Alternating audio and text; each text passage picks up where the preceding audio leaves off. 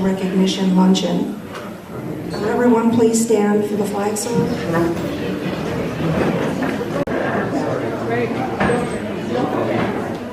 I'm going to introduce Jane Klosterman, who is our inspirational leader, for her words.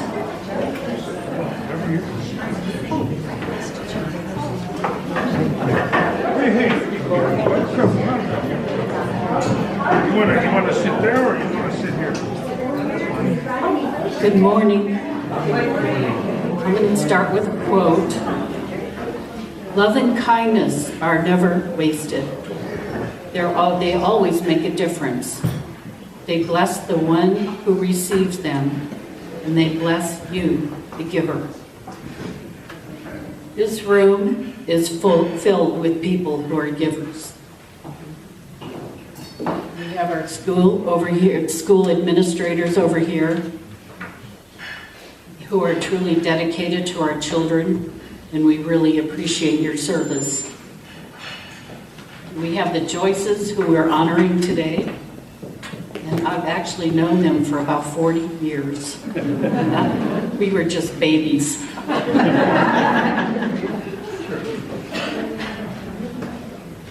So I've personally seen them serve and volunteer in the church and the community, whether it be the rehab center volunteers, on the baseball field, the 4th of July parade, and all the while they were raising 8 wonderful children and doing a weekly paper.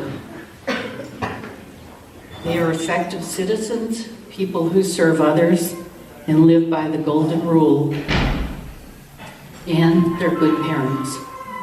What more can we expect of each other? What a great legacy, and the beat goes on as their spirit is being shared with their many grandchildren. So Gail and John, you're a blessing to Acton and the whole community, and may God bless you and your family. And one more quote from Khalil Gibran. I slept and I dreamed that life is all joy. I woke and I saw that life is all service. I served and saw that service is joy.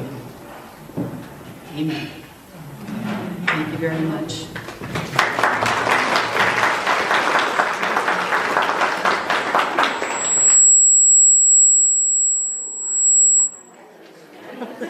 Thank you, Jane.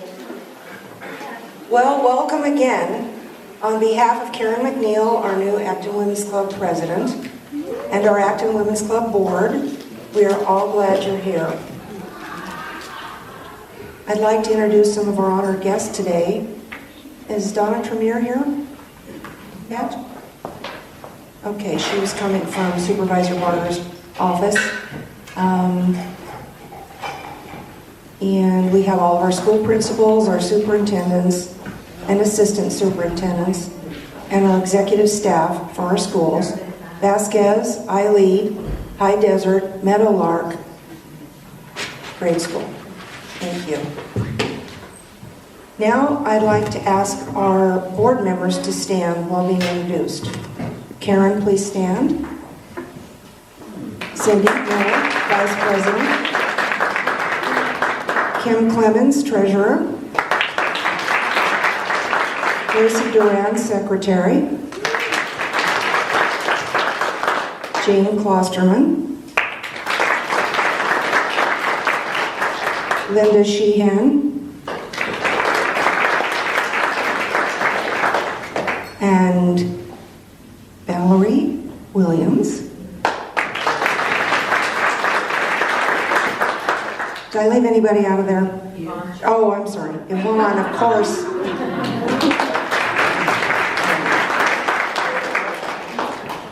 We are in our 92nd year as a club. Spanned 2 centuries.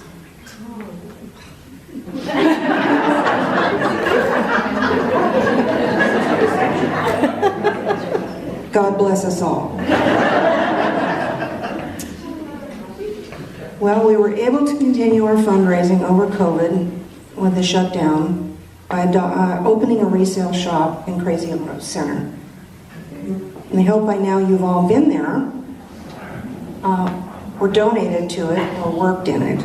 We have a trustee group of ladies that come in, and I don't even know where to begin. We collect donations from the community. We clean and press and staple and fold them. And then we have people coming in to sell and decorate the shop. And because of all this dedication and work on behalf of a wonderful club, we're able to increase our fundraising, and that translates into money we give to the community. I'd like to give all the people that are working in the resale shop a hand, please.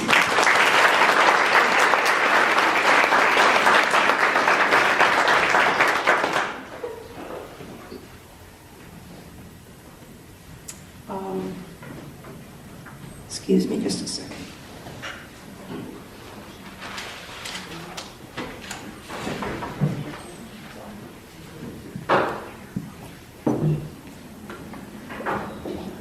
What I think we're going to do, we have lunch coming in, and it's going to be served probably between 12 and 12:30, is,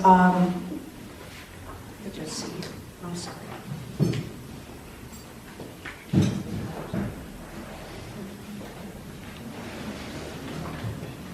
Anyway, thank you, Acton Women's Club, for making today possible. Women that are working in the organization and with the Women's Club, you please stand. Stand up if you're with the Women's Club.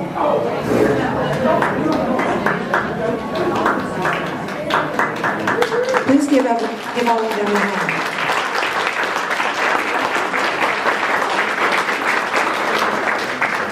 Thank you. As Jane stated, we're honoring the Joyces today for their many, many, many years of community service in the newspapers, and we're going to hear their story after lunch. And I think right now what we'll do is let's do some raffle drawings, and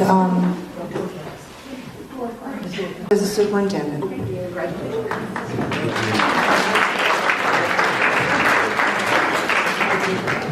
Thank you, Ms. Taylor. I think I have the toughest spot right here, right before lunch, so please bear with me in terms of the order of agenda. So good morning. Thank you once again to the Acton Women's Club Board of Directors, current president, Ms. Karen McNeil, former president, Ms. Victoria Taylor, one of my favorite people, by the way. She has a killer sense of humor, as we all know. Thank you for this annual invitation. To my right, we have our district representatives. We can't do what we do without their support, their energy, their encouragement. We have Principal Ms. Van Ornen from High Desert. Yes.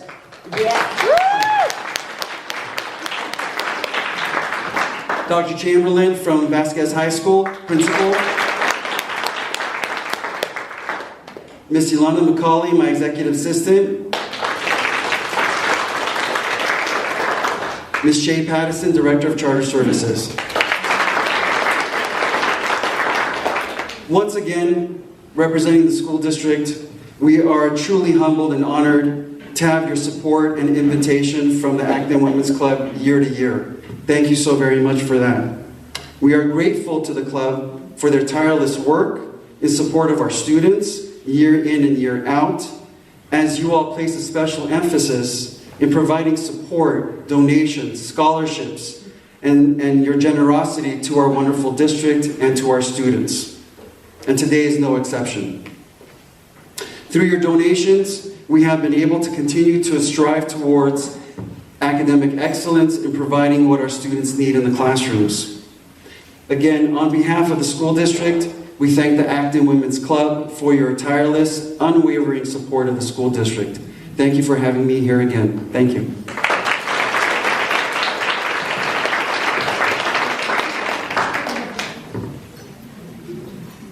Thank you. And it is my pleasure to present the schools with the monies that we have collected for them.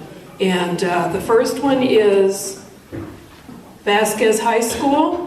Dr. Paula Chamberlain, would you come up and would you like to say something?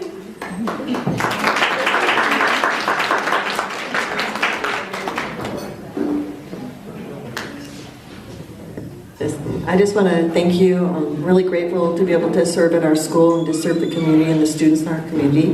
And thank you so much for your support. Welcome. Thank you and welcome. The next one is High Desert Middle School, and Miss Michelle Van Ornum. Would you like to say something? So thank you so much to all of you for making this possible. The shop, I think, is the most amazing thing ever. So thank you, thank you, thank you. And if you've been to our gym grand reopening, you saw what we've done with some of the money that you have raised. This new check is going to go towards a scoreboard down on our lower field that the district is working on revamping. So more exciting things to come. So thank you so much. Keep shopping at the retail shop. Thank you. The next one is for Meadowlark Elementary School, and the principal is Dr. Nicole Monahan. Well, I'm not Dr. Nicole Monahan. I'm Ms. Shay Pattison. I'm the Director of Charters, but what I would like to say is that being on the district site, which is where the Women's Club actually has the donations that are brought in, I'm going to tell you, I am there, and the women who are there taking the donations, who are pushing those carts, who are carrying those things, and I'm a regular shopper every Tuesday, but it is amazing the things that they do, and it is absolutely wonderful. I'm so glad that the district is able to make that space for you all, and that you all support our students too. So thank you so much. Thank you. And is Lisa Latimer here? Oh, Lisa! And I present a check to you for Eileen Aquadolce.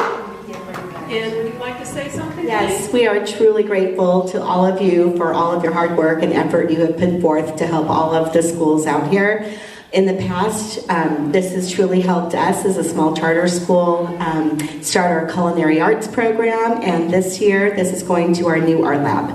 So we are truly grateful for all of the hard work and for welcoming us into this community. We really appreciate and welcome you, and anytime you want to come out, we would love to show you the school. Thank you very much,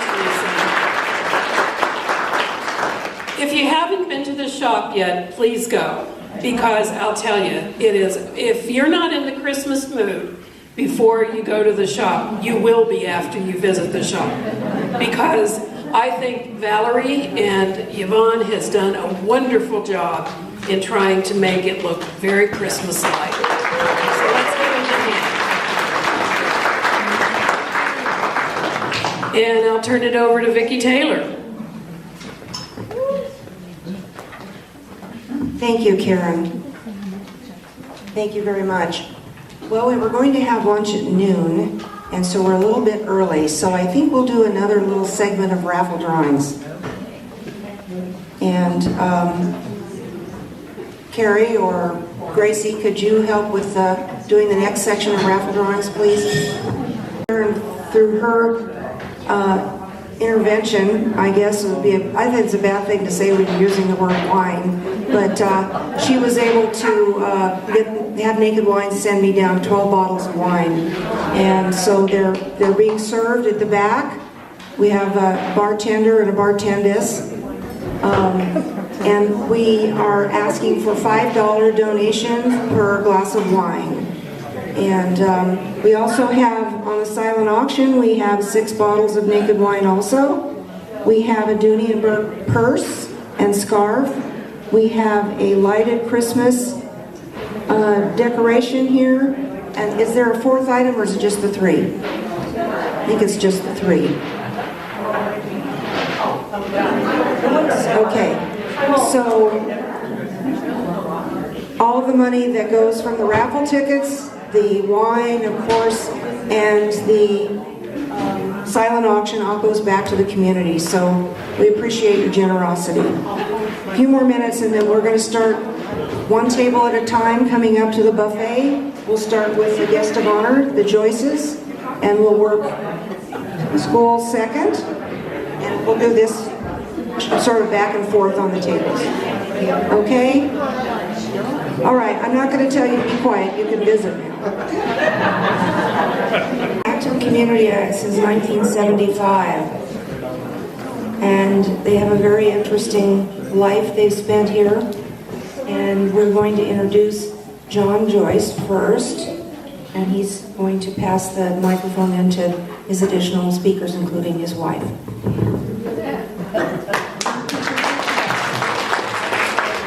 Thank you so much. Sandy Matson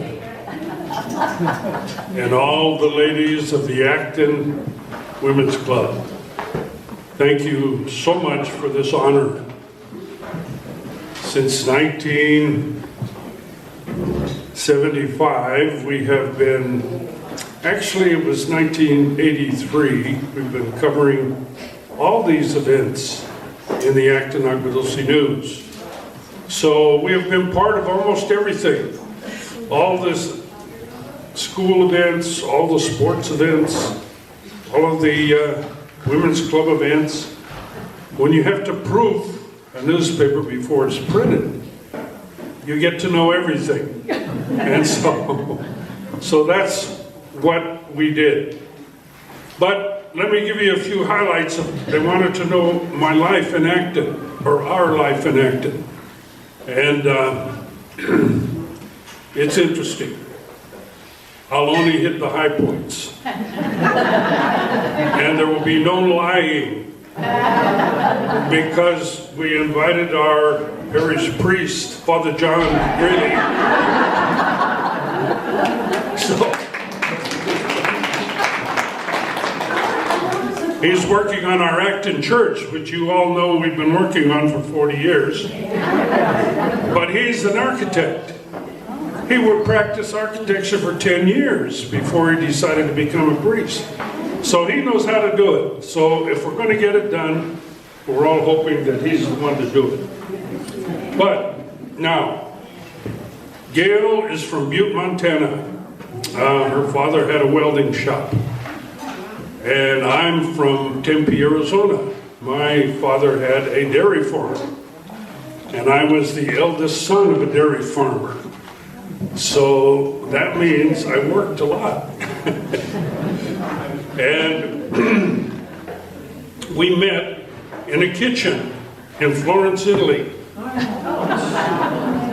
She was washing dishes because the pensione didn't have enough dishes to feed all the German tourists that were there.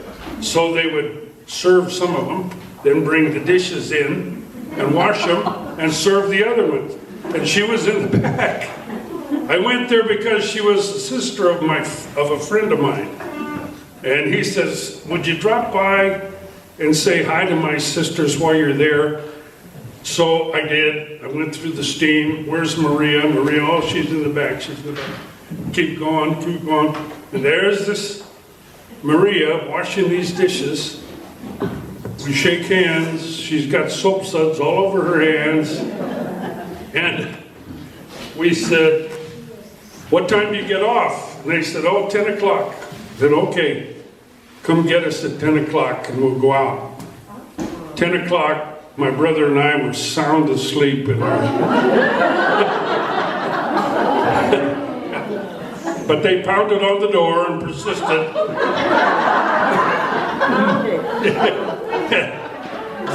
And so we went out, and the rest is history.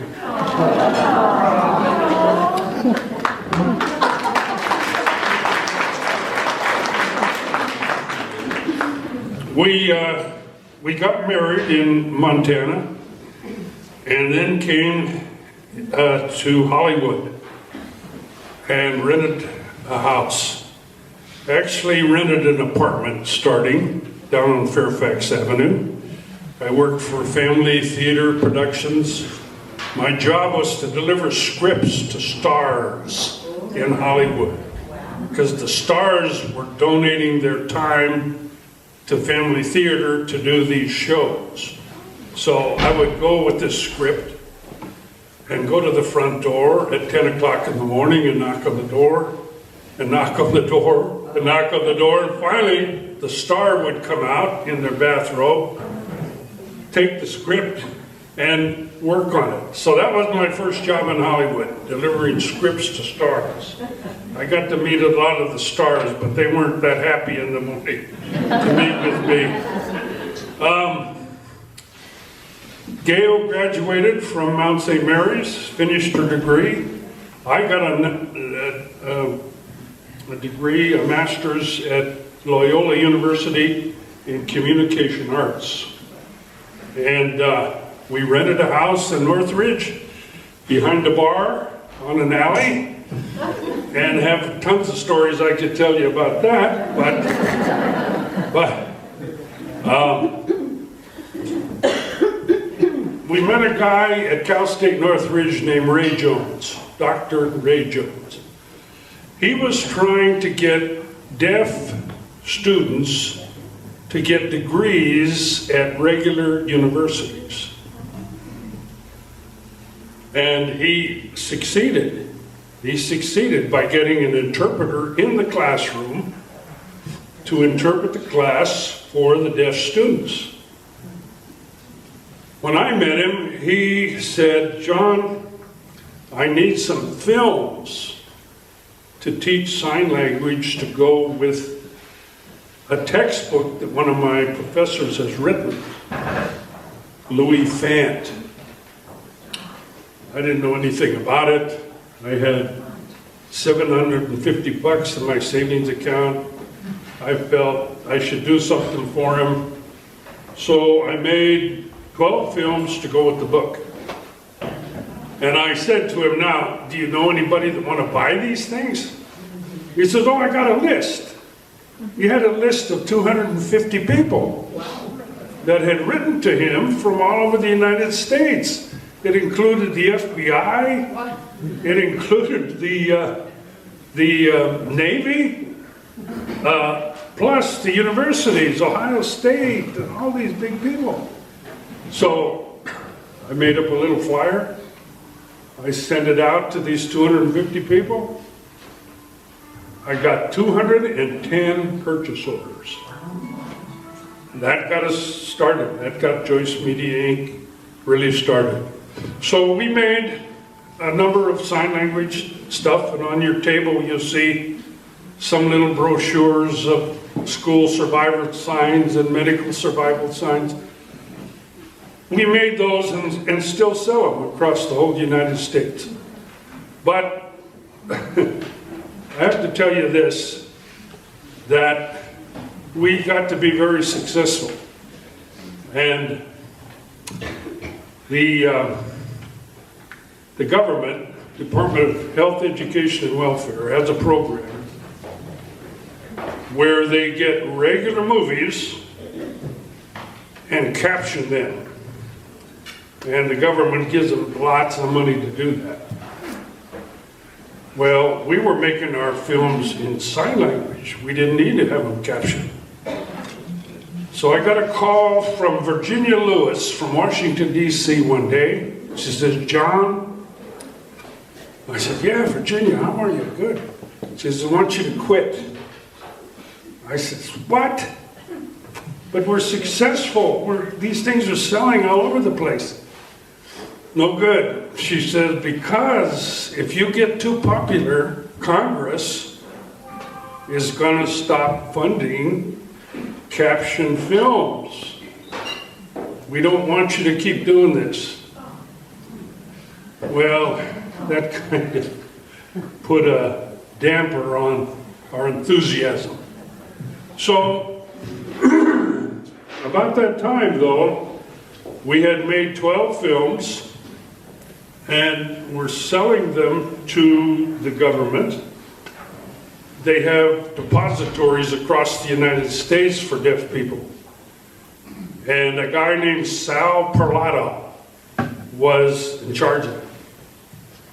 And he says, "We want to buy 12 of your films." I said, "Good. Send me the purchase order and I'll send them to you." And he said, "Well, I want to come and visit you first. I have to verify you and what you're really doing out there." So he came to Acton. He came to Acton, and he was an ex-Marine, and he ran up that hill behind my house and ran back down. But he ended up buying the 12 films. With that money, we paid for the house. And I was happy, very, very, very happy for that. And, but that was it with the government. They didn't want us to do any more, so we didn't. So we had to look for other things. So we moved to Acton, and we lived here. But there was nothing. The only thing was a community club newsletter published by Pauline McGuffin and Simone Dyer. Oh my God. You remember those people? Yeah. And it wasn't that good of a newspaper. So I approached Simone and I said, Simone, would you ever consider selling that? She says, yeah, I will. So she sold it to me. And 3 weeks later, I got a message from Pauline McGuffin. And she says, I didn't get any of the money that you gave to Simone. I said, oh man, I didn't know that you were a partner. But we settled it finally. And that's how we got started with the Acton Aguadulce News. And we have published it since 1983. Every week, never missed an issue.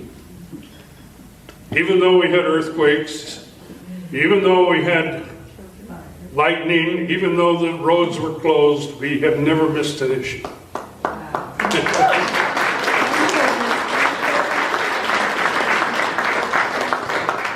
Now, we got a great good luck one day. Louis, an Iranian, who opened up Paul's Liquor down on Sierra Highway. He came and knocked on my door and he says, John, I got to open a bank account. I need a fictitious business name statement. And I said, what's that? I had no idea what that was, honestly. And I said, but Louis, here, because he was nervous about getting paperwork done. And I said, give it to me, I'll go to the Valley Press and see what has to be done. No, I did. And they did it, and they filed it. And then I knew what a fictitious business name statement was. And I'll tell you, that was the greatest stroke of luck.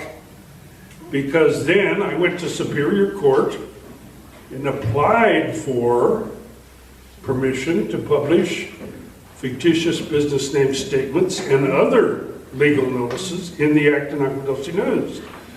It took 2 years. I had to take 2 years of consecutive issues to the Superior Court judge. They granted it, and we started doing fictitious business name statements. Well, what that meant for the Acton Aguadulce News was we didn't have to depend just on the subscribers and advertisers from businesses here in Acton Aguadulce, but we could do business with anybody in Los Angeles County. That was great. That was great because we didn't have to charge as much as the Los Angeles Times to publish a fictitious business name. We could publish it less here. That's what started us off. That got us going. So Louis the Iranian, I thank him. He worked hard and was driving home to Santa Clarita one night and fell asleep and rolled off the freeway and died. His cousin, Sam, whom you all know if you go up there, runs it now. He flew into LAX, came up, got up right from the plane, came right up and got behind the cash register to take over for Louis. I can still remember that. Yeah. So,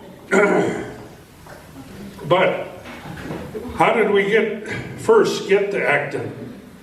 We drove up Old Soledad Canyon Road on a Sunday to buy a loaf of bread. And we got over to where we live now, which was the Hunsinger Turkey Ranch. And the white turkeys were still in pens all up the hillside. And down in the front was a little sign that said, "Lots for sale." Well, I was kind of in a buying mood.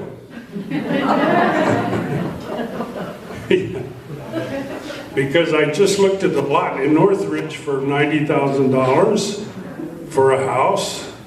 For no house, just a lot. So I said, well, I'll go in and see what it is. So I go in, I went to the kill barn, which is still there. You see the kill barn. And there was a guy in there, George, and he had a map on the wall, showed 15 lots. There were 5-acre lots. And so I walked up and looked at the lots and came back and said, I really like lot 4. How much you want for them? Well, he says, I can't sell yet. I don't have my permit. I said, well, here, let me give you a check for $500 for lot 4. And when you can sell it, you call me up. So 9 months went by. I'd totally forgotten about the check. I totally forgotten about the whole thing. Here comes this call from George. He says, you still want that lot? You still want lot 4? And I says, well, yeah. I says, how much is it? $89,500. $89,500. He said, but what color do you want the stucco? I said, what? He says, the stucco. You didn't tell me what color you want the stucco. He says, it comes with the house.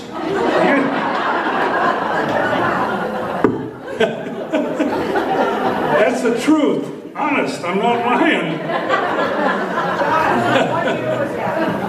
What year? That was 1973.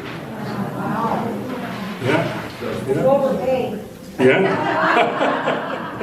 So anyway, that got us started in the house, and at that time the church met here. Well, first we met at the rehab, because the priests would come from St. Mary's to the rehab and say Mass for the people there and for us. And so we started going over there. And then we came to the little kitchen here, which at that time was just a building built by the Palmdale Rotary Club and given to the community of Acton. So, but that got to be too small. So then we moved to the elementary school cafeteria, had our church there, and finally ended up at the gymnasium, St. Jim's we call it, and that's where we are now. But eventually we're going to get a church. And in the early days, we didn't have many advertisers, but I found one in Agua Dulce, Ray Henry. And if you guys remember Ray Henry, he was a really interesting man, knew all kinds of water stories about Acton and Agua Dulce. And so he was an advertiser, but he became a writer too. He'd write these stories about 5 people hooking up to a single water line and not telling the county about it, stuff like that. And Boston Henry, though, has been a steady advertiser since then, up till now.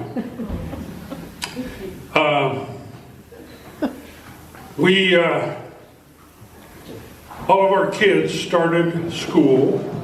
The school people all left, but all of our kids started school in the kindergarten at Acton School. Mrs. Ranieri, if you ever remember Mrs. Ranieri, she taught everybody, was a great teacher, got them started right. And now they have all earned college degrees, all graduated from college, doing stuff. We have lots of grandchildren now, and we have to keep track of. During this time, I used to coach some of the teams, and we needed more space for the Little League. We didn't have enough fields. We had kids, but we couldn't practice. The only field we had was at the school. And there's only room maybe for 2 or 3 at the most. And here we had 6, 7, 8 teams. We needed space. Looked around, and the only space was at the rehab center. There was a lot there on the north side of the rehab. It had nothing but junk on it. So I went over and talked to a guy named Roger Welch, who was the boss of the rehab. And I said, Roger, can we clean that off and put some ball fields on there? He says, well, it's county. We got to talk to the county. So he pushed it through the county bureaucracy. We got permission. We cleaned it off. And what you see there today, those beautiful ball fields, came from that effort. The county owns that, and there's room for everybody to practice here in Acton. Now, at the same time, we were having trouble with referees, umpires, because we would get parents out of the stands to be the umpires. Some of them are good, some of them are terrible. And we got in all kinds of arguments and fights. Not good. So, we came up with the idea of getting some of the rehab people to be trained as umpires, since they were right there. That was very successful. Well, the first night we had 30 people from the rehab who wanted to be umpires. We trained them, we gave them shirts, we gave them hats. They were the best umpires. They were impartial. They would call the plays the way they should be called. And as a matter of fact, some of them, once they left the rehab center, they got jobs with the cities and counties being umpires. And called us years later and said, you know, I just wanted to thank you that you gave me a start being an umpire, and I've been an umpire for so many years. So that was one of the good things we did here in Acton.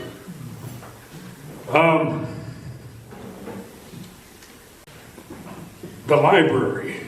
In the early days, we had the portable library that would come by and stop and go on. Well, Gail and some of the other ladies says, we want to have a permanent library here in Acton. Well, you know what it's like dealing with LA County.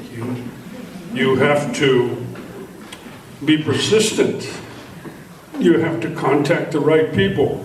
And over a number of years, they did that. Finally, Chris Brevedoro Library, and that property from Chris Brevedoro, who some of you may have known before he died, the library came to be. Mike Antonovich helped us. He was our friend. He was a friend to Acton because early on, when we just started the paper, he sent out a little letter that said, I'm coming to Acton for for a meeting with the local people in the afternoon at 2 o'clock at the school.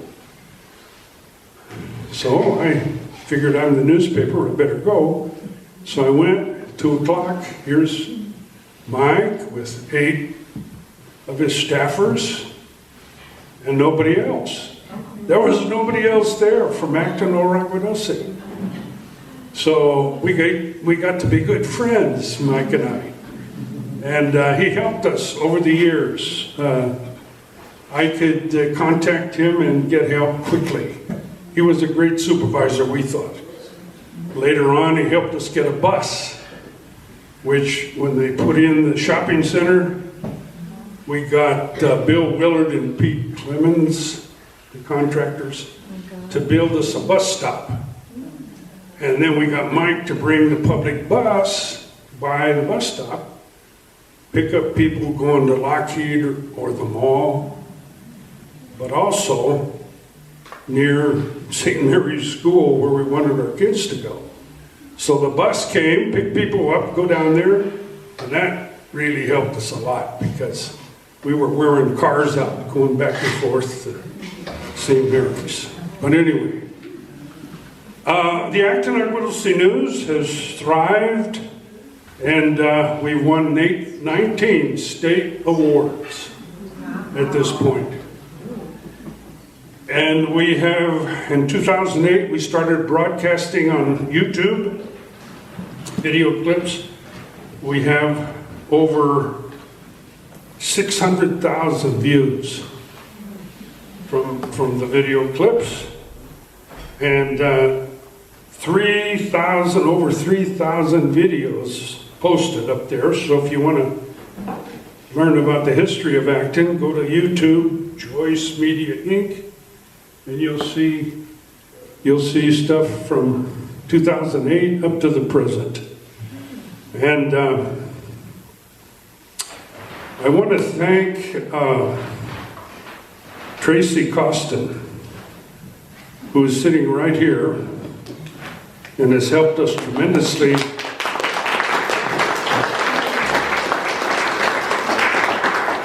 lately to really report the news from the school and from everything else. And I have 2 commendations from the California News Publishers Association that I'd like to give her.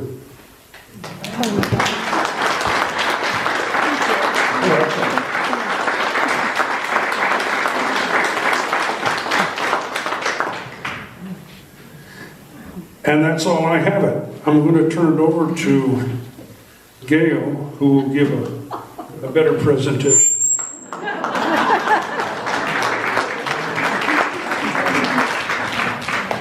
Oh no, he does a great job.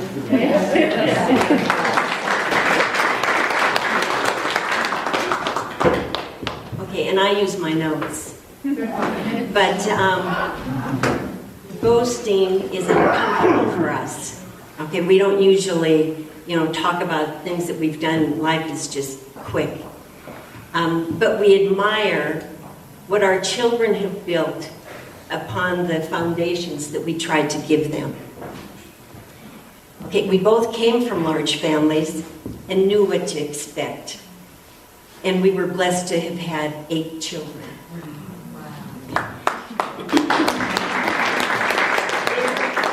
There are 4 areas of life that we knew would make a huge difference in their lives. It would enrich them. And the number one, the first one, and the most important, was that they have a strong faith foundation. With that, they could rise above anything that came their way. And we always prayed and gave thanks. We knew life came so fast. We had to think on our feet and do what was right. Faith, hope, and love helps us to do that. Part of our Sunday ritual was bringing the Acton rehabbers to Mass. And we did that for 18 years. We had a 15-passenger van And if there were more, then we would just take 2 trips. But, and there were many times where I would hear, Mrs. Joyce, if I won the lottery, I'm buying you a brand new van. I heard that about 4 times. I don't think they won. But, so while we're waiting, here comes this huge old yellow bus. It drives in, and on the side of it, it's called the Vineyard from Lancaster. And so the Vineyard, and here's a long line of men and women waiting to board the bus. And we're watching it, and I said to one of the guys next to me, just look at that. How do you think they do that? You know, the women would go on the right, the men on the left, and that bus was packed. And he said, it's easy. Muffins and women. You know, and it worked. But anyway, so the next time I went, they said, Mrs. Joyce, I'm sorry, but it's canceled. It's canceled for 2 weeks. Everybody's grounded. You'll have to come back. And so I searched it out to find out why was the bus, or you know, to go to Mass, why was it canceled? Well, I find out that 2 were in the back of the bus kissing. And so they were grounded. I went back in 2 weeks, and they said, I'm sorry, but nobody can leave campus anymore. You know, it just kind of got to that point, I think. One day the kids were kind of in a whiny mood, and one of the older boys said, stop the whining. And this one little one said, why? And he said, well, you know where whiners go. They go to the rehab. And they stopped. And we never had any whiners. So the second is the appreciation of music, art, theater, and sports. I was hoping that the kids would learn an instrument and sing, and that was a sweet dream. They took piano lessons from Lynn Worley and Mrs. Hulbert, singing lessons from Anita Bakey in Agua Dulce. Maybe some of you remember her. Anyway, they could sing like a little Von Trapp family. They were good. At dinner, I would literally take the phone off the hook and put it in the drawer and put on some classical music. If it was an Italian dinner, it was Pavarotti. You know, there was Mozart, country, mariachi. You know, if it was Mexican food. The kids would, you know, twitch, saying, but what if the phone is important? You know, and I said, they'd call back. Anyway, the music was very important. In fact, our oldest daughter, Bon, said if she wasn't an international lawyer, she would have been an opera singer. Yeah, she had sung in the Duomo choir in Florence, and that's where she learned Italian. And the Hollywood Bowl was a favorite of ours during the summer, especially with the sound of music, the sing-along. And Mika and Jaden and JJ and Chris would dress in, you know, drindles and lederhosen, and you bet they were called right to the stage. All of the children were good artists. Ben, the fifth, had said, Mom, God gave me this talent, I have to pursue it. And he and Jason have Ben Joyce Studios in Spokane, Washington, and he's a renowned artist worldwide. Everyone was in at least one sport or a dance and an Acton. But they all excelled at what they did. It was a chance to get out, have fun, you know, work, and they took great pride in what they did. And their bodies grew and grew. The third was to be bilingual. And I tried to keep a second language going. Since John and I met in Florence, it would be Italian. Then it was sign language. All of the babies learned sign language before they could speak. You know, there are certain signs, you know, milk, certain things, they just know that water. And then I thought, well, Spanish. Some were taking Spanish in school. But I realized it's a gift. You not only have to have the ear, but you have to be able to speak it.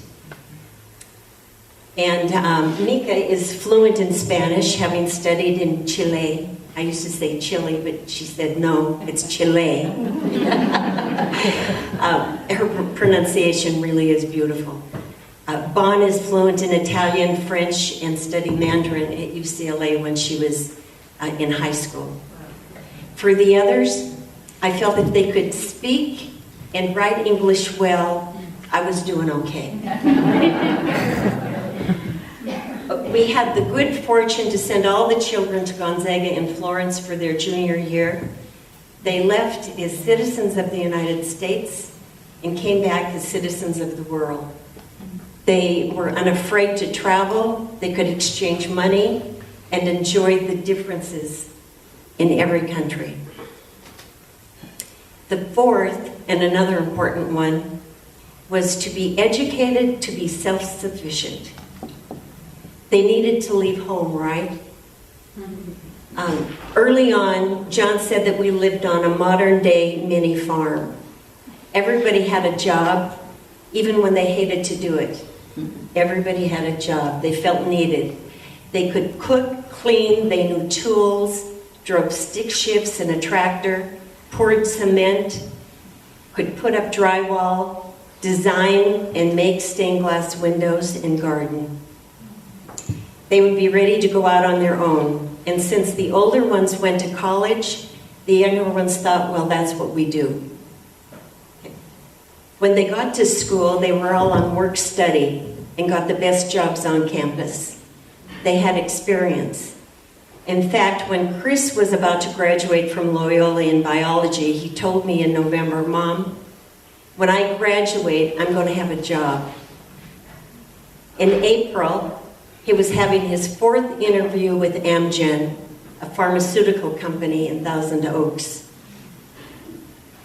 He was asked, do you know anything about barcodes? Because we used barcodes on our papers, he explained how we used them. And they paused and asked, when can you start? Okay, and he told them he had to graduate first. Okay, so he took 2 weeks off and then went to Amgen and set up putting the scientists, putting all of the drugs, all of the chemicals on barcodes. And then they sent him to San Francisco to do the same thing at that warehouse. Okay, I mentioned cooking. It was and is so important to us. There really weren't any fast restaurants around. Everything was fresh. We even ground our own flour. It was a grain called triticale. It was a cross between wheat and rye, and it's 60% more protein. And so I'd give the seeds to the little kids, and they'd go out and they'd throw them in the sandbox. And then after they'd sprout, they'd go out and harvest them, and then we'd put it on sandwiches or in a salad.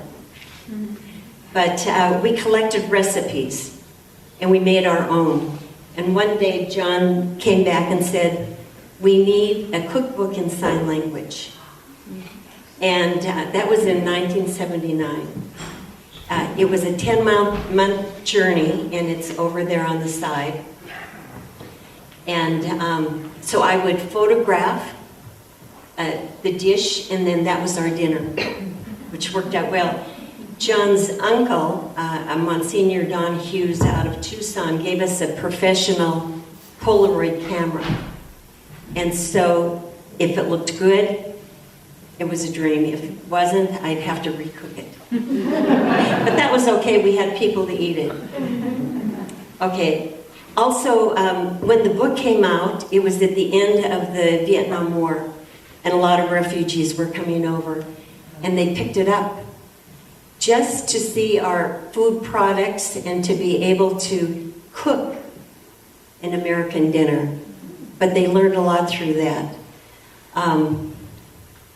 Another one, a group that picked it up was people that couldn't read recipes. You know, you could get through maybe 3 ingredients and then, you know, it just didn't make sense. But this was all visual. In fact, we used it in 4-H. We had a blue ribbon winner and several honorable mentions. And there was a young art student, Keiko Kaza, and she illustrated the book, and she is now a renowned children's author and illustrator. So that was fun. But education was important to us, and it gave the kids the tools to strive and to provide for their families. Paco, the oldest, John III, graduated from Gonzaga in computer science. He has his own business.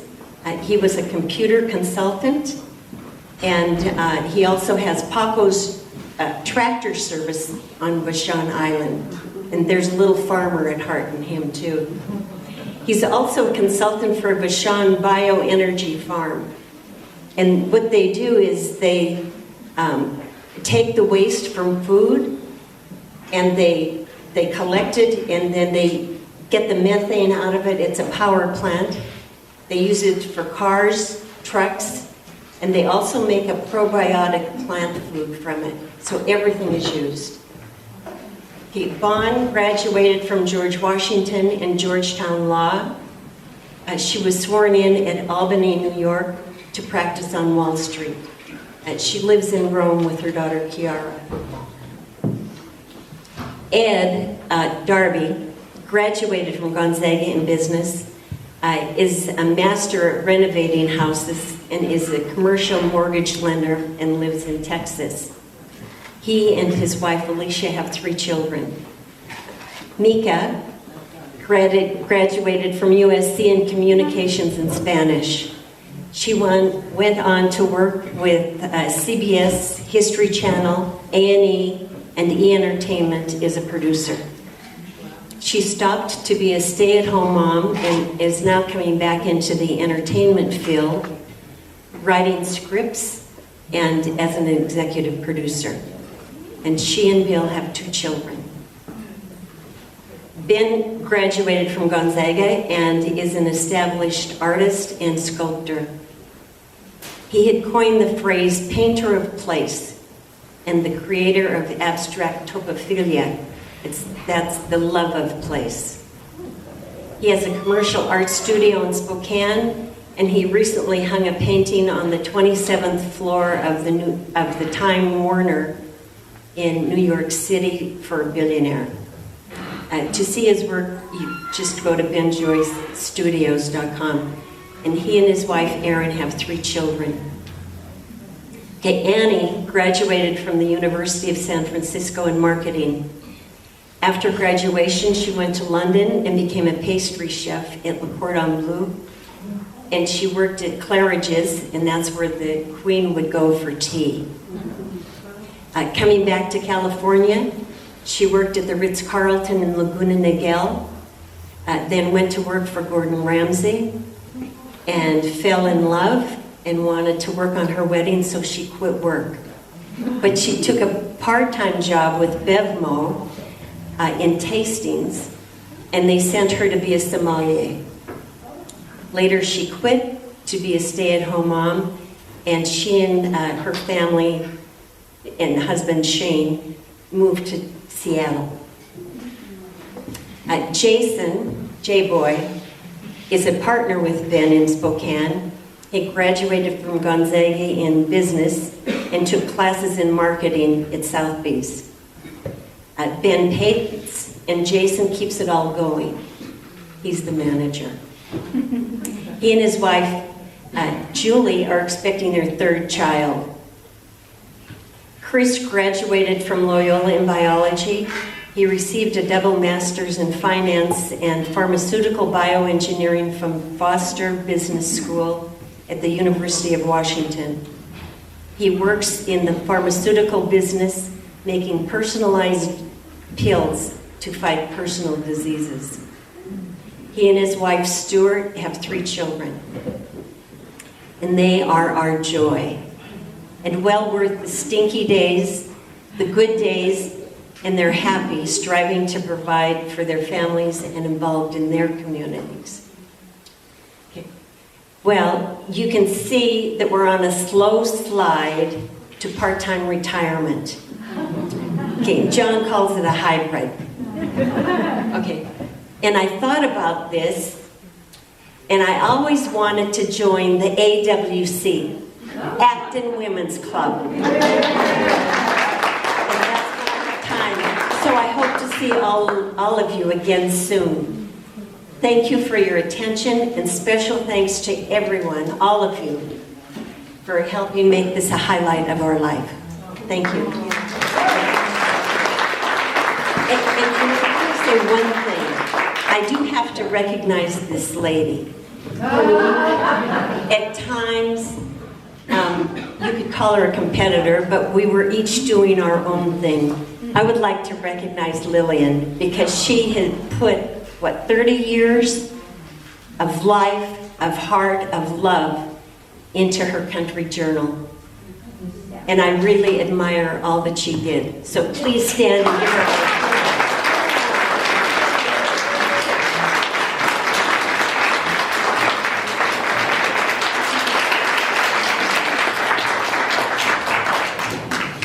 I'm not on the program, but I have a funny story about this amazing woman. And I didn't realize how it would fit in, so I wasn't going to tell it. But then when John spoke of their meeting, on how they met, she was washing dishes. Well, fast forward to, I don't know what year it was, and I don't know if you remember this, but we had our Arts Council art show here. And we had a reception, and afterwards, you know, how we all just pitch in. We had to clean up, and so Gail, who was in attendance, volunteered to help, and she was back at the sink in the kitchen washing dishes, which was very, very nice of her. Now, remember, ladies, how sometimes we wear skirts with elastic waists? Gail is washing dishes. I'm bringing some more dishes out to be washed, and suddenly Gail's skirt just falls off. Do you remember that? Oh, I sure do. And she remembers, and fortunately, she was wearing a slip. That's all I've got to say. And Lynn, who is very shy at the microphone, says, One of their sons was on the football team at Paraclete, and he was the star. He was 6'5" and just the best quarterback they ever had in the whole world. And a big football game was coming up, and the Joyces got notification that he wasn't doing really very well in school. And they said to him, you either bring your work up or you don't play football. Mom and Dad, I'm the star. I've got to play football. I do. You need to let me play football. They said, nope. You either bring your work up or no football. And he did. At the very last minute, if I remember correctly, it was the day of the football game where they got noticed that his grades were up to where they should have been.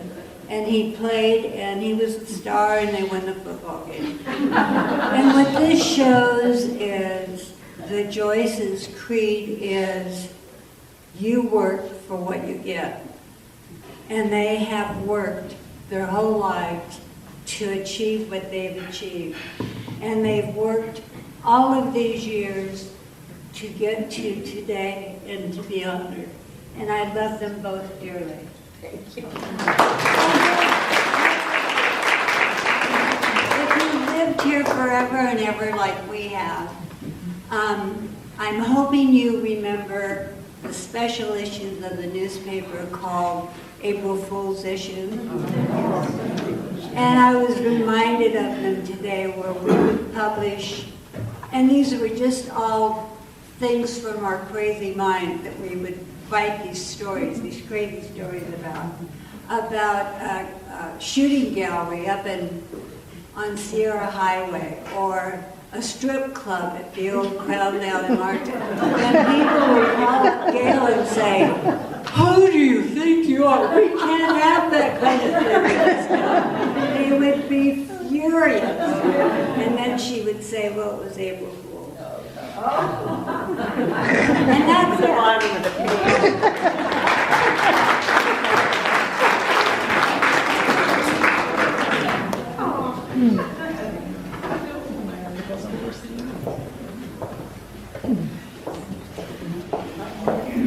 Good afternoon. I am one of John and Gail's 8 children. I'm Mika Joyce Walsh. I'm the middle child, the short one, and the redhead. So go figure. So I love that my parents told their origin story and how they got to Acton. And I'm just going to share with you a couple of my favorite things from growing up. One of the things was meals. Meals were so important. They were the time that our family came together. And one of my early memories was before the bus service would come into Acton, my mom would have to drive us to St. Mary's in Palmdale.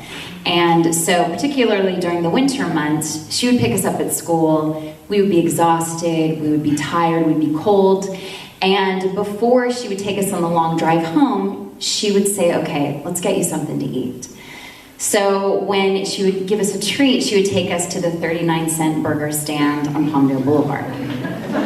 Well, we would pull up in the big yellow van, and every time we'd pull up and she'd pull up to the window, I would hide in the back seat because every time it was the exact same thing. We'd be there, the clerk would say, hello ma'am, what would you like today? And she'd say, you know, I'll take 20 cheeseburgers. And there would always be a pause. And they would say, 20 cheeseburgers? And she would say, yes, 20 cheeseburgers.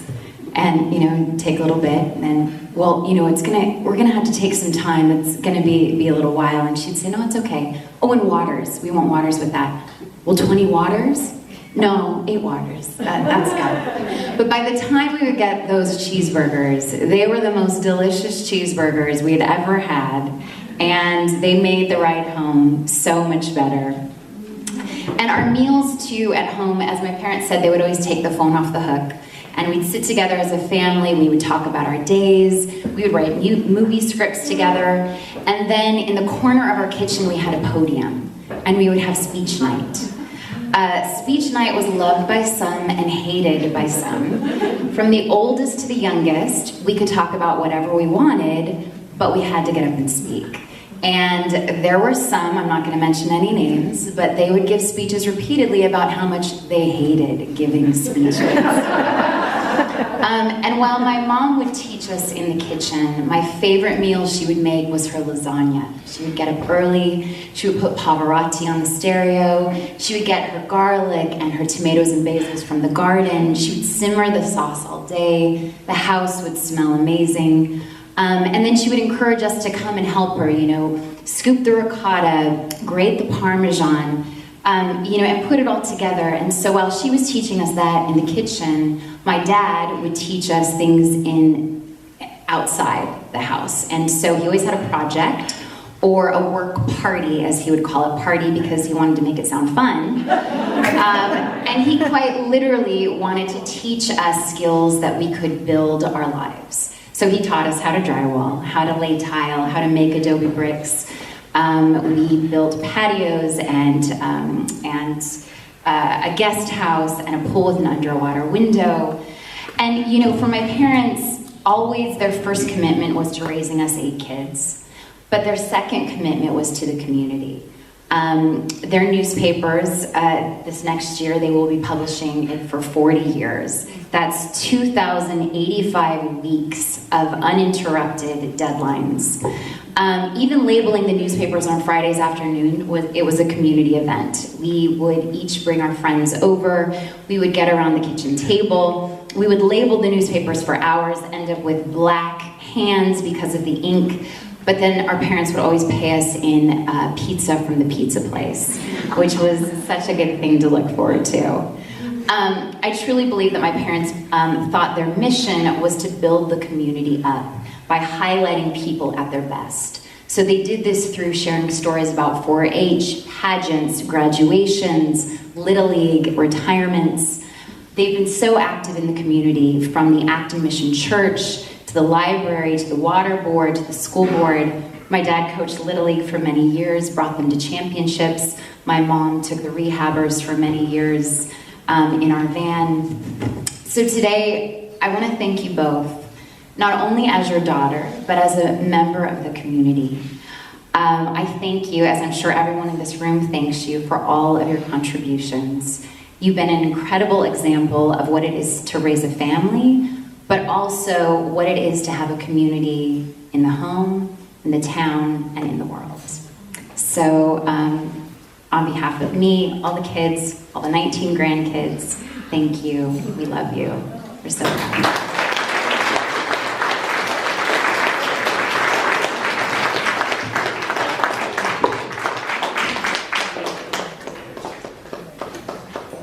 Let's have another round of applause for each other.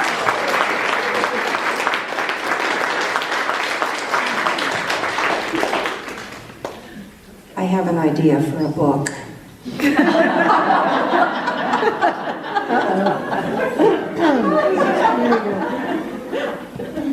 Anybody want to guess? I think it's a good example about how to raise children. I really do. I think it's a lot of fun. It's like, growing up in the Van Trapp family or Trop family, whatever. Anyway, thank you so much. Thank you everybody for being here, but we're not done yet. We have some more raffle baskets, and then we have last call if you want to add anything to the list of silent auction items over there. We have 6 bottles of naked wine, we have a Dooney and Burke purse, and we have a lovely, unique Christmas item. So we'll give you a couple minutes if you want to buy any more raffle tickets for the remaining raffle items, and then we'll have a drawing and we'll conclude our lunch. Vicki Donna's here from Catherine Barger's office. Donna! Oh, I'm so sorry. I didn't know it was you. Come on up. It's okay. How's your leg? Well, I'm still limping, but I'm getting there. Thank you for asking. You should have a badge on. I know, I don't have a badge on. Glad I was here. Thank you so much. Sorry. It's okay. It's my pleasure to be here. I truly, 2 mics.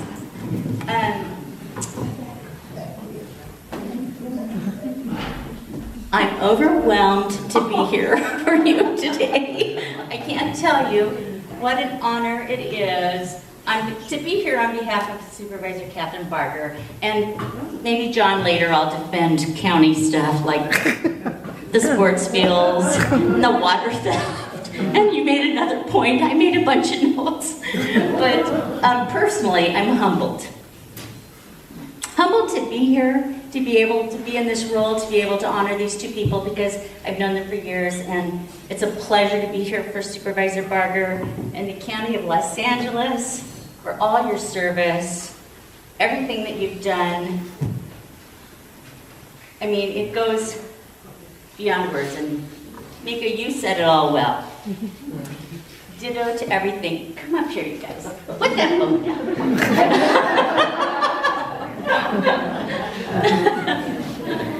On behalf of Los Angeles County, thank you, John. He's ready for the Here. It was really nice to hear your story. I've never heard all of that. I was never saying. I know. It was like I didn't know all of that, so it was amazing to me. Oh, that's beautiful. So absolutely to John and Gail, Joyce Media Inc., serving the Acton Agua Dulce communities for more than 42 years in recognition of your dedicated service. I'm not going to read it all, but you all know it. They've been here, they've built this. So many things I didn't know I learned today about you guys. It's awesome. Thank you.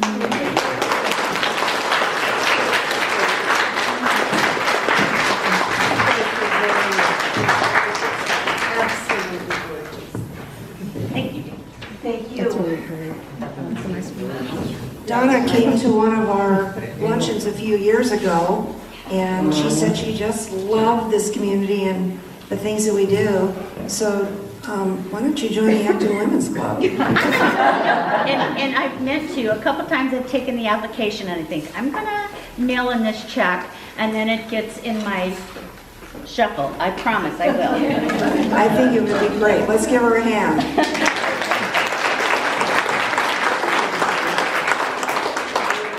And thank you to all the guests that came. I do have to ask the priest a question. What was your name again? Father John Greeley. Father John. Okay, did you eat that chocolate cupcake? Oh, it's devil's food.